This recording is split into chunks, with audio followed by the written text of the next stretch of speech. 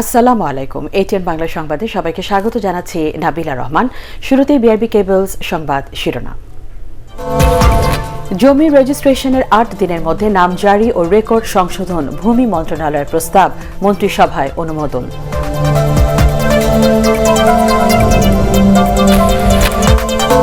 Corona ভাইরাসের vaccine সব দেশকে সমানভাবে পেতে হবে, মুজিব বর্ষে সংসদে স্মারক বক্তৃতায় রাষ্ট্রপতি।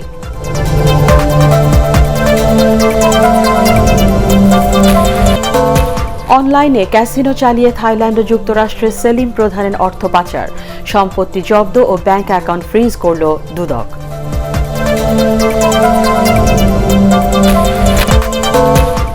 এবং করোনা ভাইরাস মোকাবেলাকে প্রাধান্য দিয়ে নির্বাচনী ইশতেহার বাস্তবায়নের কর্মপরিকল্পনা নবনির্বাচিত মার্কিন প্রেসিডেন্ট জো বাইডেনের।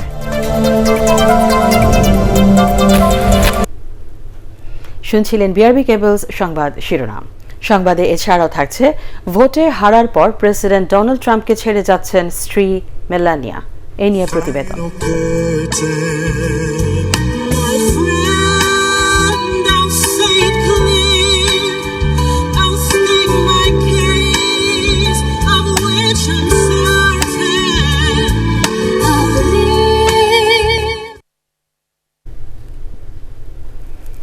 জমি রেজিস্ট্রেশনের ৮ দিনের মধ্যে স্বয়ংক্রিয়ভাবে নাম জারি ও রেকর্ড সংশোধন প্রক্রিয়ার প্রস্তাব অনুমোদন করেছে মন্ত্রিসভা।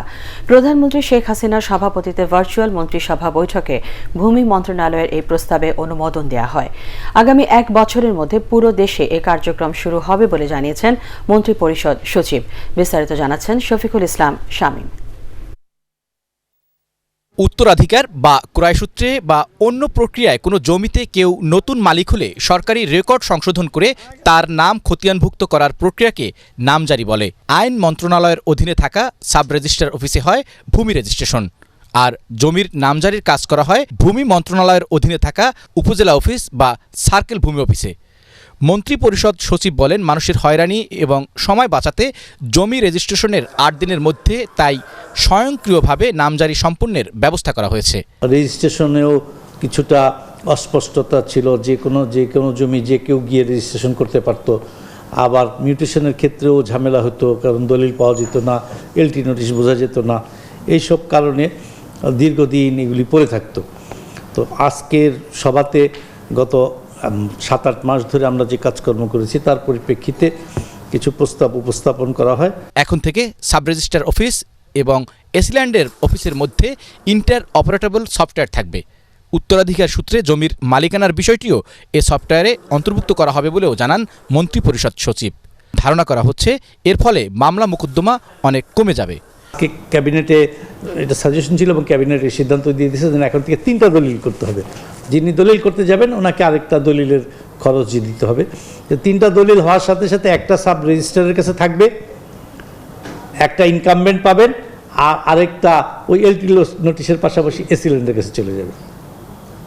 এবং যেহেতু এসিল্যান্ড দলিল পেয়ে যাচ্ছে, যেহেতু এলটি নোটিশ অনলাইনে পেয়ে যাচ্ছে, প্লাস এই জমি তার কাছ থেকেই আরওআর মানে রেকর্ড অফ রাইটস ভেরিফিকেশন করে রেজিস্ট্রেশন করা হয়েছে, সুতরাং এসিল্যান্ডের আর কিছু লাগবে না। সে অন দ্য বেসিস অফ ওই 3টা সে অটোমেটিক্যালি ওই সফটওয়্যার ম্যানেজমেন্ট সিস্টেমের মাধ্যমে সে মিউটেশন কমপ্লিট করে ফেলবে। মন্ত্রিপরিষদ সচিব আরও জানান, তৃতীয় লিঙ্গের মানুষরা যাতে জমির মালিকানা থেকে বঞ্চিত না হন সেটি নিশ্চিত করতে নির্দেশনা দিয়েছেন প্রধানমন্ত্রী।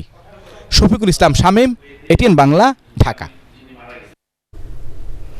করোনা ভাইরাসের ভ্যাকসিন বিশ্বের সব দেশ ও অঞ্চল যাতে একই সময় সমানভাবে পায় তা নিশ্চিত করতে বিশ্ব সম্প্রদায়ের প্রতি আহ্বান জানিয়েছেন রাষ্ট্রপতি মোহাম্মদ আব্দুল হামিদ। মুজিব বর্ষ উপলক্ষে জাতীয় সংসদের বিশেষ অধিবেশনে দেওয়া ভাষণে তিনি এই আহ্বান জানান। রিপোর্ট নিয়াজ জামান সজীবের।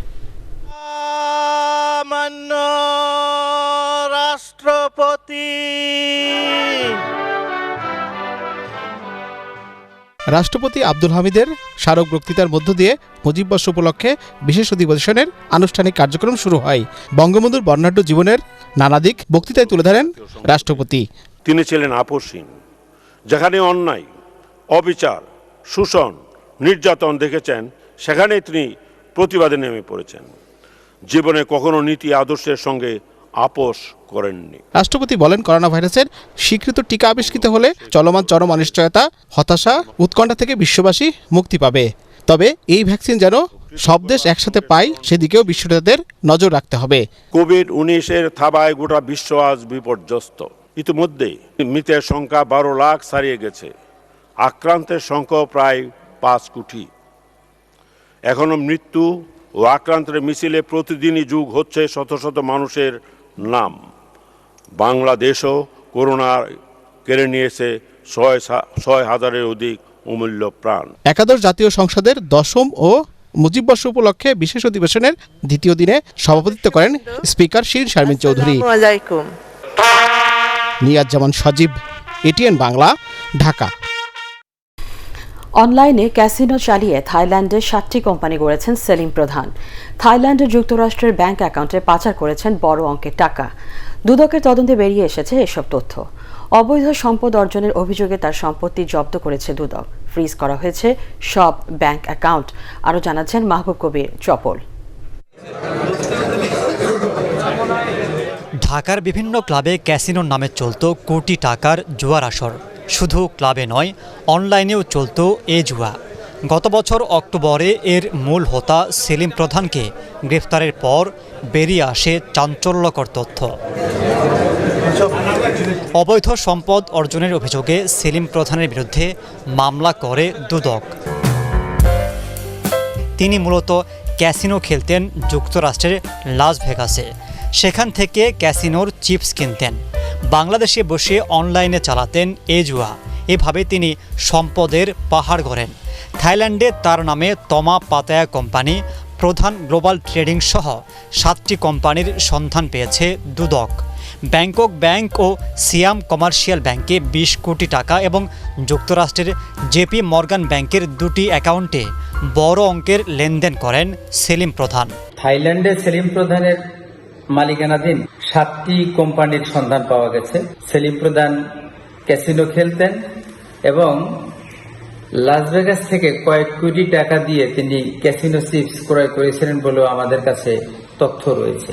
সেলিম প্রধান ঠিক কত টাকা বিদেশে পাচার করেছেন তা বের করতে বিভিন্ন দেশের সাথে যোগাযোগ করছে দুদক। জব্দ করা হয়েছে তার স্থাবর সম্পদ।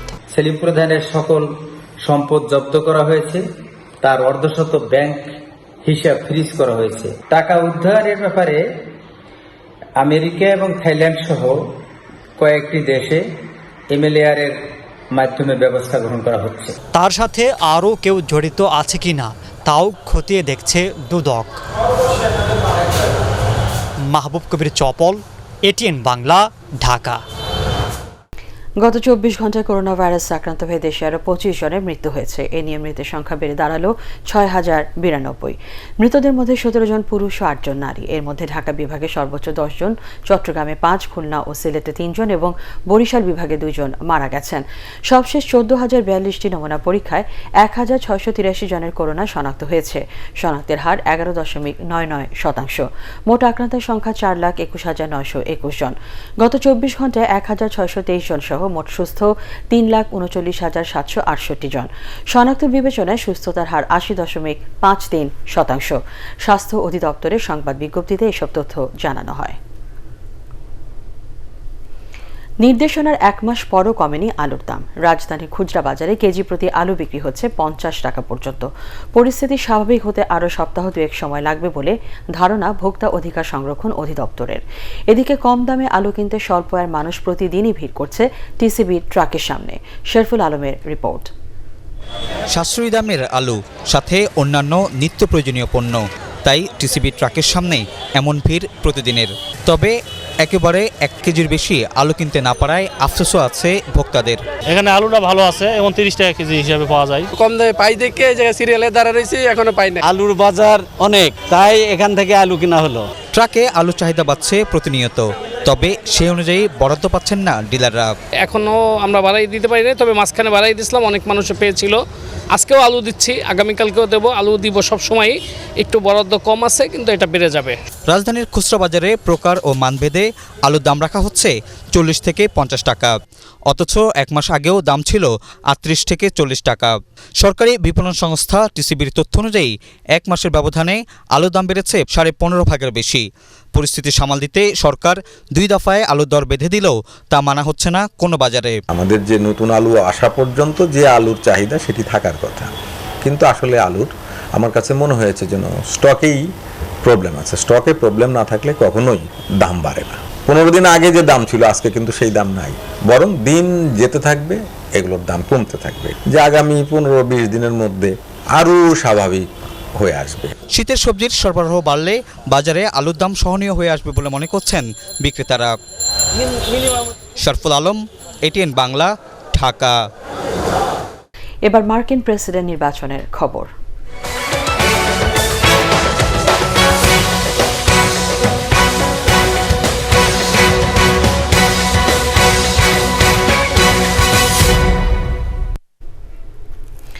করোনা ভাইরাস মোকাবেলাকে প্রাধান্য দিয়ে নির্বাচনী ইশতেহার বাস্তবায়নের কর্মপরিকল্পনা করছেন নবনির্বাচিত মার্কিন প্রেসিডেন্ট জো বাইডেন। আগামী জানুয়ারিতে দায়িত্ব নেওয়ার পর যে কাজগুলো করবেন তার ঘোষণাও দিয়েছেন তিনি। তবে নির্বাচনের ফলাফল এখনও মানতে রাজি নন বর্তমান মার্কিন প্রেসিডেন্ট ডোনাল্ড ট্রাম্প। আরও জানাচ্ছেন জাহিদুল আলম। নির্বাচনী প্রচারাভিযানে করোনা মোকাবেলা ও স্বাস্থ্য ব্যবস্থার উপর সর্বোচ্চ গুরুত্ব দিয়েছিলেন জো বাইডেন। বিজয়ী হওয়ার পরপরই সেই কাজ শুরু করেছেন তিনি। সেই লক্ষ্যে যুক্তরাষ্ট্রের সাবেক সার্জন জেনারেল বিবেক মূর্তি, সাবেক খাদ্য ও ওষুধ প্রশাসন কমিশনার ডেভিড ক্যাসলার এবং ইয়েল বিশ্ববিদ্যালয়ের গবেষক ডক্টর মার্সেলা নুনেজ স্মিথকে 12 সদস্যের করোনা মোকাবেলার টাস্ক ফোর্সের জন্য নির্বাচিত করা হয়েছে। টাস্ক ফোর্সের অন্য সদস্যদের নামও ঘোষণা করা হবে শিগগিরই। করোনা মোকাবেলা ছাড়াও প্যারিস জলবায়ু চুক্তিতে আবারও যোগদান, বিশ্ব স্বাস্থ্য সংস্থা থেকে সরে আসার সিদ্ধান্ত প্রত্যাহার, 7টি মুসলিম দেশের নাগরিকদের ভ্রমণ নিষেধাজ্ঞা তুলে নেয়া, যুক্তরাষ্ট্রে অভিবাসীদের নিয়ে বারাক ওবামা নীতি পুনঃপ্রতিষ্ঠারও ঘোষণা দিয়েছেন তিনি। এরই মধ্যে অর্থনীতি, বর্ণবাদ এবং জলবায়ু পরিবর্তন মোকাবেলায় ওয়েবসাইটও বানিয়েছেন জো বাইডেন। এদিকে বর্তমান প্রেসিডেন্ট ডোনাল্ড ট্রাম্প এখনও প্রেসিডেন্ট নির্বাচনে নিজের হার মেনে নিতে পারেননি। বিভিন্ন রাজ্যে চলছে কারচুপির অভিযোগে মামলা দায়েরের প্রস্তুতি।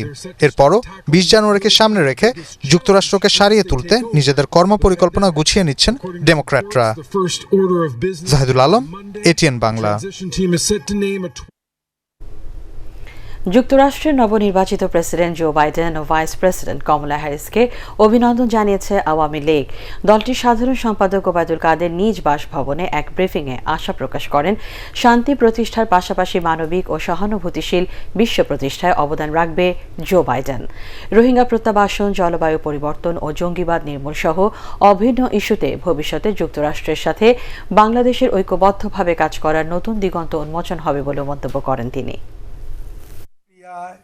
আমরা বাংলাদেশ আওয়ামী লীগের পক্ষ থেকে নবনির্বাচিত মার্কিন প্রেসিডেন্ট ও ভাইস প্রেসিডেন্টকে অভিনন্দন জানাচ্ছি। আমরা আশা করি রোহিঙ্গা প্রত্যাবাসন, জলবায়ু পরিবর্তন, জঙ্গিবাদ নির্মূল সহ অভিন্ন ইস্যুতে আমরা ঐক্যবদ্ধভাবে কাজ করার নতুন দিগন্ত উন্মোচিত হবে। বৈরিতা কমিয়ে বিশ্ব রাজনীতিতে ভারসাম্য তৈরিতে ইতিবাচক ভূমিকা রাখতে পারেন নবনির্বাচিত মার্কিন প্রেসিডেন্ট জো বাইডেন। এমন ধারণা করে বিশ্লেষকরা বলছেন, বর্তমান মার্কিন প্রেসিডেন্ট ডোনাল্ড ট্রাম্পের সংকীর্ণ জাতীয়তাবাদের বদলে বাইডেন ফিরে যেতে পারেন জোরালো বহুপক্ষীয় কূটনীতিতে। তবে বাংলাদেশে এর খুব একটা প্রভাব পড়বে না বলেও মনে করেন তারা। একরামুল হক সায়েমের রিপোর্ট। কথায়, সিদ্ধান্তে বা আচরণে অনেকটাই টালমাটাল ছিলেন প্রেসিডেন্ট ডোনাল্ড ট্রাম্প। তার 4 বছরের শাসনামলে চীন, ইরান, উত্তর কোরিয়া এমনকি ন্যাটোভুক্ত দেশগুলোর সাথেও বাড়ে যুক্তরাষ্ট্রের বৈরিতা। দ্রুত সংক্রমিত প্রাণঘাতী করোনা ভাইরাসকেও অবহেলার সুরে ট্রাম্প দাবি করেন চীনা ভাইরাস হিসাবে। প্যারিস জলবায়ু চুক্তি থেকে বের হয়ে যাওয়া ও বিশ্ব স্বাস্থ্য সংস্থার অর্থায়ন বন্ধ করে দিয়ে বিরোধে জড়ান জাতিসংঘের সাথেও। বিশ্বের মরলীপনা থেকে যুক্তরাষ্ট্রকে অনেকটাই সংকুচিত করে ফেলেন ট্রাম্প।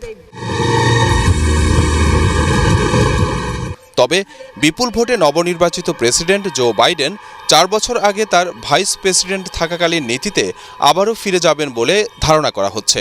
বারাক ওবামার অসমাপ্ত কাজই বাস্তবায়ন করে এগিয়ে যাবেন তিনি। আমরা ওনার কাছ থেকে প্রেডিক্টেবিলিটি, একটা ব্যালেন্স, একটা স্টেবিলিটি এটা আশা করতে পারি। রিভার্স করে আবার উনি প্যারিস চুক্তিতে উনি আবার চলে আসতে পারে। ওয়ার্ল্ড হেলথ অর্গানাইজেশনের সাথে এটাকেও আবার চেঞ্জ করে জো বাইডেন কিন্তু আমেরিকার যে যোগ্য সুযোগ্য যে রোলটা হওয়া উচিত, কিছুটা হলেও যে নেতৃত্বের প্রয়োজন সেটা তারা দিতে পারে। বিশ্লেষকদের মতে চীন ও ভারতের সাথে সম্পর্কের রেশ ধরেই দক্ষিণ এশিয়ায় যুক্তরাষ্ট্রের কূটনীতিতে খুব একটা পরিবর্তন আনবেন না বাইডেন।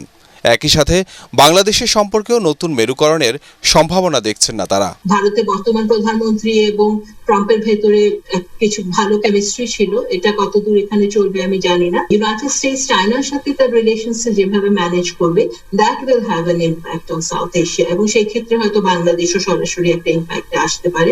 একটা জায়গায় আমাদের জন্য ইতিবাচক একটা জায়গায় তৈরি হবে, সেটা হচ্ছে ইমিগ্রেশন বা অভিবাসন। আমাদের বাংলাদেশে অনেক ভাই বোনেরা আছেন যারা এখনও নিয়মিত হতে পারেননি।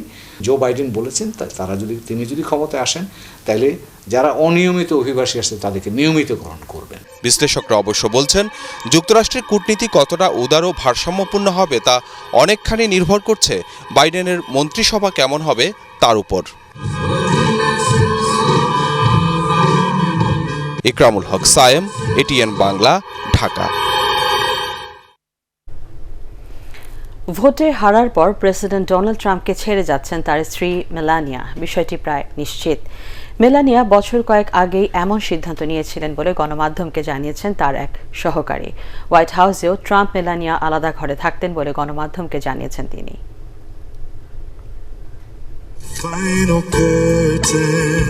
স্লোভেনিয়ার গ্ল্যামার গার্ল, মডেল ও ব্যবসায়ী মেলানিয়া কাউসকে নিয়ে ট্রাম্পের সংসার শুরু 2005-এ নিউ ইয়র্কে।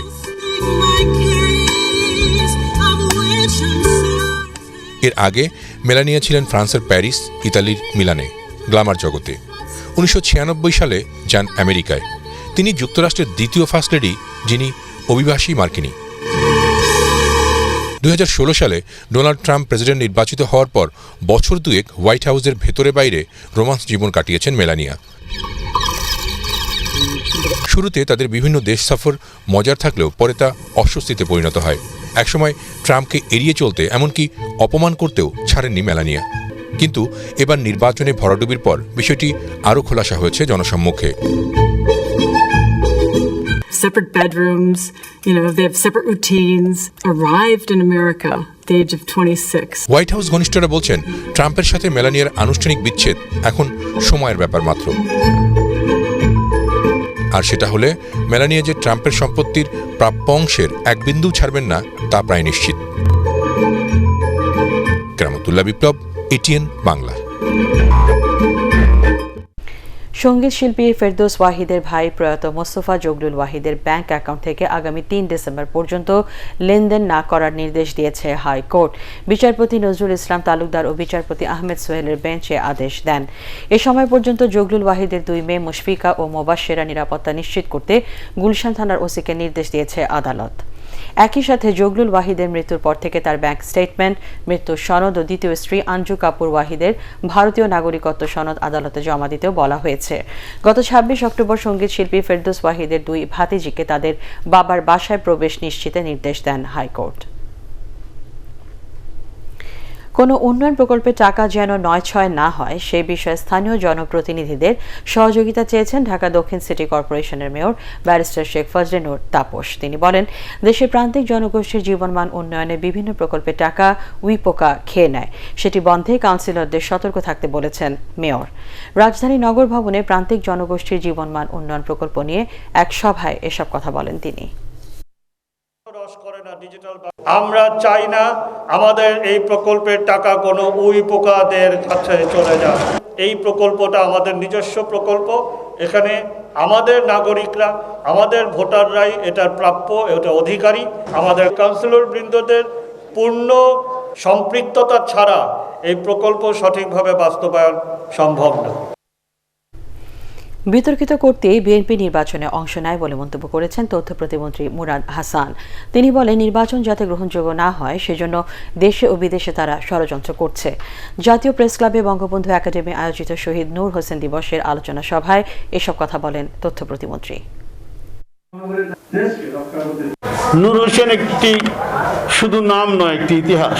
অবরুদ্ধ গণতন্ত্রকে রক্ষা করার জন্য তার যে ভূমিকা, সে পুলিশের বুলেটে নির্মমভাবে মৃত্যুবরণ করে, নিজের জীবন উৎসর্গ করেছিল গণতন্ত্রের জন্য, এই বাংলাদেশের মানুষের মুক্তির জন্য। সেই নূর হোসেনের জীবন থেকে আমরা সেই শিক্ষা অর্জন করতে চাই। আল আরাফা ইসলামী ব্যাংক অর্থ সংবাদ।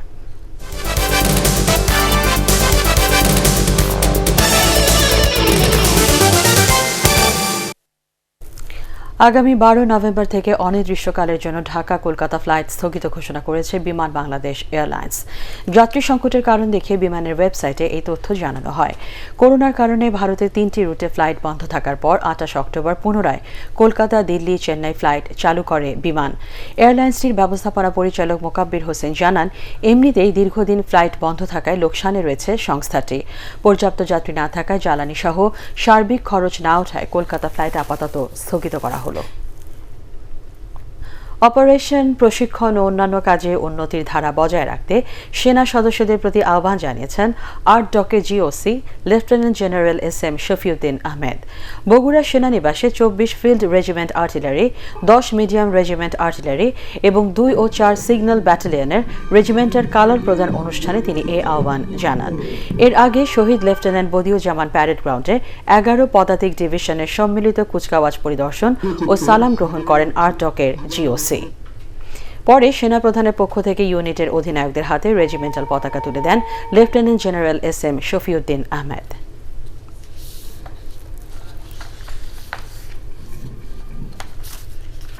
পার্টেক্স খেলার খবর।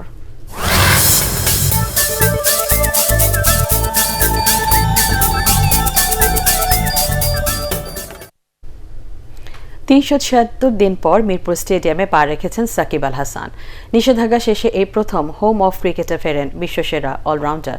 প্রধান নির্বাচক মিনহাজুল আবেদিন নান্নু বলেন, বুধবার ফিটনেস পরীক্ষার অংশ নেবেন সাকিব। রিপোর্ট করছেন SM আশরাফ।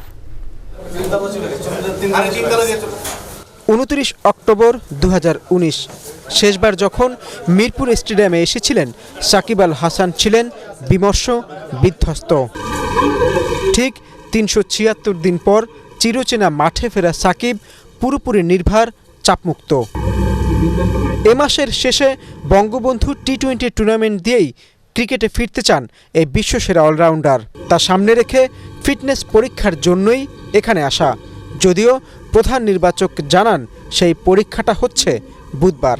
মাত্র এসছে, জেট লেগ আছে, সব কিছু কেটে তো একটা সময় তো দিতে হবে। ওই জন্য বুধবারে ট্রেনারের সাথে সলা পরামর্শ করে ঠিক করেছে বুধবারে।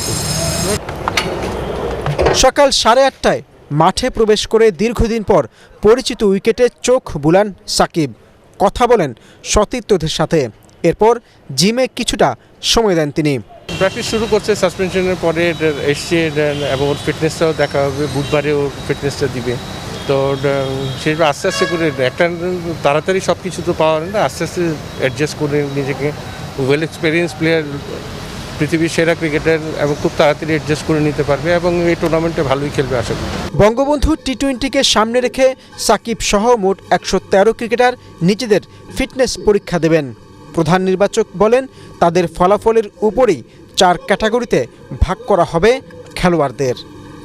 SM Ashraf, ATN Bangla, Dhaka. নেপালের বিপক্ষে প্রীতি ম্যাচ খেলার আগে ফুটবলারদের ফিটনেস নিয়ে বাংলাদেশ দল অস্বস্তিতে রয়েছে। খেলোয়াড়রা জানান, পুরোপুরি ফিট হতে আরও সময় লাগবে। এদিকে নেপাল দলের মিডফিল্ডার বিক্রম লামা জানান, জয়ের পাশাপাশি ভালো খেলার জন্যই বাংলাদেশে আসা তাদের। আরও জানাচ্ছেন পরাগ আরমান। করোনা ভাইরাস মহামারীতে গত মার্চ মাস থেকেই খেলার বাইরে আছেন ফুটবলাররা। তবে নেপালের বিপক্ষে ফিফা ফ্রেন্ডলি ম্যাচ ঘিরে আবারও অনুশীলনে বাংলাদেশ দল। প্রীতি ম্যাচে জয় পরাজয়ের চেয়েও ফিটনেস সমস্যা বড় হয়ে উঠছে খেলোয়াড়দের। পুরোপুরি ফিটনেস ফিরে পেতে আরও সময় লাগবে। জাতীয় দলের ফরোয়ার্ড সাদউদ্দিন জানান, বিশ্বকাপ প্রাক বাছাই পর্বে ভারতের বিপক্ষে ম্যাচটি স্বাগতিকদের ভালো খেলায় অনুপ্রাণিত করছে। আগের জায়গায় যেতে একটু সময় লাগবে, আমাদের কয়েকটা ম্যাচ খেলতে হবে, তারপর আমাদের আরো বেশি প্র্যাকটিস দরকার যদি আমরা আগের জায়গায় যেতে চাই। তো আমরা এটা চেষ্টা করতেছি সব প্লেয়ারকে আমরা আগের থেকে ফিরে আসতে। এদিকে বাংলাদেশের বিপক্ষে প্রীতি ম্যাচ দুটি সামনে রেখে 10 দিনের প্রস্তুতি নিয়ে এসেছে নেপাল দল। জয় পরাজয় তাদের মূল উদ্দেশ্য নয়, লক্ষ্য ভালো খেলা। আর ভালো ফুটবল খেললেই জয় পাওয়া যাবে বলে জানান মধ্যমাঠের খেলোয়াড় বিক্রম লামা। আমরা জিততে আসিনি, এসেছি ভালো ফুটবল খেলতে। তবে অতীতের অভিজ্ঞতায় জানি ভালো খেললেই আমরা জিতব। আগামী 13 ও 17 নভেম্বর বাংলাদেশ ও নেপালের মধ্যকার প্রীতি ম্যাচ দুটিকে জন্মশতবার্ষিকী উপলক্ষে বঙ্গবন্ধু শেখ মুজিবুর রহমানকে উৎসর্গ করার ঘোষণা দিয়েছে বাফুফে। পরাগ আরমান, এটিএন বাংলা, ঢাকা। শেষ করার আগে বিআরবি কেবলস সংবাদ শিরোনাম আরেকবার। জমি রেজিস্ট্রেশনের 8 দিনের মধ্যে নাম জারি ও রেকর্ড সংশোধন, ভূমি মন্ত্রণালয়ের প্রস্তাব মন্ত্রিসভায় অনুমোদন।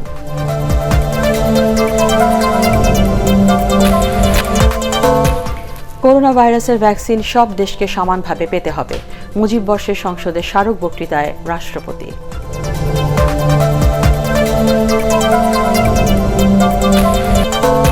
অনলাইনে ক্যাসিনো চালিয়ে থাইল্যান্ড ও যুক্তরাষ্ট্রের সেলিম প্রধানের অর্থ পাচার, সম্পত্তি জব্দ ও ব্যাংক অ্যাকাউন্ট ফ্রিজ করল দুদক।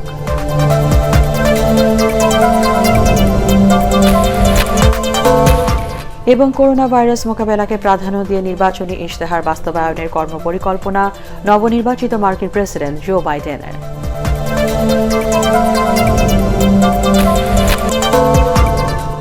পরবর্তী সংবাদ দেখার আমন্ত্রণ জানিয়ে এখনকার মতো শেষ করছি।